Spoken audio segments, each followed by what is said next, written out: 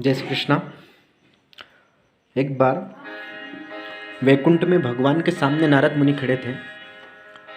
नारद मुनि ने भगवान से पूछा कि हे भगवान, सबसे श्रेष्ठ भक्त आपका कौन सा है?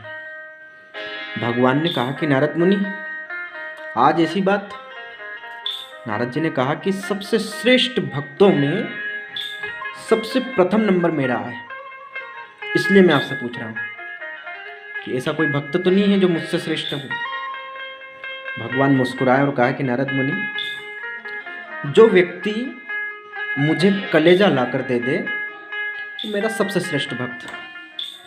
नारद जी ने विचार किया कि बस कलेजा, मैं भी लाकर दे दूंगा आपको कलेजा। नारद मुनि तीनों लोक में भ्रमण करते करते थक गए। देवताओं से पूछा, देवताओं ने मना कर दिया। कई भक्तों से पूछा, कई तपस्वियों से पूछा, कई योगियों से पूछा, लेकिन सब ने मना कर दिया। मंदिरों में गए जहाँ बड़ी बड़ी आरतियाँ हो रही थी, 56 भोग लग रहे थे, उनसे पूछा तो उनने भी मना कर दिया। भागवत हो रही थी, कोई कथावाचक कथा कर रहा था, बड़े मर्म की कथा कर रहा था, उससे पूछा तो उसने भी मना कर दिया कि ना कभी अगर कलेजा दे दूंगा तो जीऊंगा कैसे। तो इस तरह से जहाँ भी गए उन सब लोगों ने मना कर दिया, किसी ने भी नारद जी को कलेजा नहीं दिया। थक कर परेशान होकर किसी चौराहे पर जाकर बैठ गए।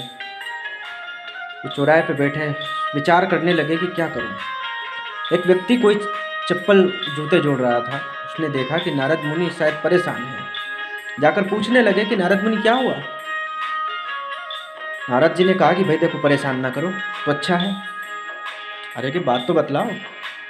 देखो, भगवान ने मुझसे कलेजा मांगा है, कलेजा ले जाकर अगर मैं उनको जाकर दूंगा तो सबसे श्रेष्ठ भक्तों में मेरी गिनती होगी।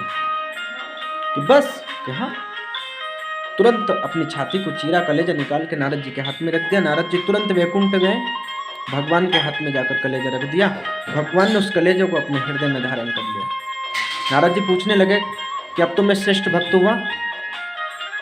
कि नहीं नारद, कलेजा किसका है? उस व्यक्ति का। वो व्यक्ति कौन है? हरिजन।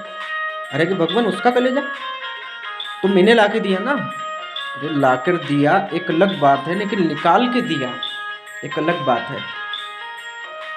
ये कोई साधारण व्यक्ति नहीं थे, ये रैदास जी महाराज थे। तो कहते हैं कि किसी की जात छोटी या बड़ी नहीं होती है, भक्त अपनी भक्ति से बड़ा बन जाता है। जय श्री कृष्ण।